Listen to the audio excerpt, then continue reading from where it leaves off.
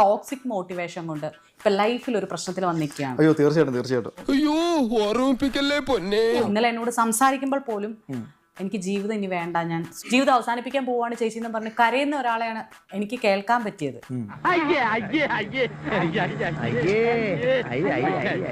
പുള്ളിക്കാരൻ മനഃപൂർവ്വം എന്റെ ലൈഫിൽ ഒരു പേഴ്സണൽ ആയിട്ട് എനിക്ക് എല്ലാവരിൽ നിന്ന് എനിക്കൊരു ഹെയ്റ്റ് സ്പ്രെഡ് ചെയ്യിക്കാൻ വേണ്ടിയാണോ എന്റെ വീഡിയോ ഇങ്ങനെ റിയാക്ട് ചെയ്ത് എനിക്കറിയത്തില്ല.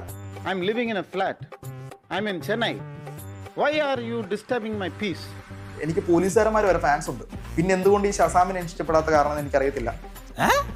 എനിക്ക് പോലീസുകാരന്മാർ വരെ ഫാൻസ് ഉണ്ട്. പിന്നെ എന്തുകൊണ്ട് ഈ ഷസാമിനെ ഇഷ്ടപ്പെടാത്ത കാരണം എനിക്കറിയത്തില്ല.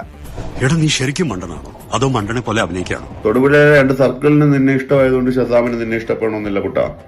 അത്രക്കുള്ള ബുദ്ധിയൊന്നും അതിനില്ലല്ലോ. ഷസാം എന്റെ ആ വീഡിയോ റിയാക്ട് ചെയ്ത ഒറ്റ കാരണത്തില് ഇന്ന് എന്റെ ലൈഫ് ഭയങ്കര ശോകമായിട്ടാണ് പോകുന്നത്. സത്യം പറയാം, നാട്ടുകാരൊക്കെ പറ്റിച്ച് നൈസായിട്ടങ്ങ് ജീവിച്ചു പോയപ്പോഴാണ്. ഷസാമി ഏതാ വീഡിയോക്ക് മിണ്ടാതങ്ങ് ഇരുന്നാ പോരായിരുന്നു, നല്ല രീതിയിൽ പോത്തില്ലായിരുന്നു ലൈഫ്. ഒരു കുഴപ്പമില്ല, സന്തോഷമുള്ള മക്കളെ, സന്തോഷായി. അവ എന്തെങ്കിലും ചെയ്തിട്ട് പോട്ടെ ബ്രോ. ഞാൻ പറഞ്ഞു ഞാൻ ഒരു തമാശ രീതിയിൽ അത് അവ എടുക്കൂന്ന് വിചാരിച്ച് ചെയ്തതാണ്. അവ അതിനായിട്ട് ഉണ്ടാക്കുമെന്ന് ഞാൻ വിചാരിച്ചു. സത്യം പറഞ്ഞു കഴിഞ്ഞാൽ നല്ല ഭാഷ പറയാറുണ്ട്. നമ്മൾ മറ്റേ പറഞ്ഞില്ല ഇത്തിരി എനിക്കത് ചെയ്യാൻ പറ്റാത്ത സിറ്റുവേഷൻ ആണ് ബ്രോ. നമ്മളെ കോണ്ടന്റും തള്ളക്കി വലിയ അല്ല, അതാണ് സംഭവം. അല്ല എന്തെങ്കിലും കൊടുത്തേനെ ഞാൻ നൈസായിട്ട്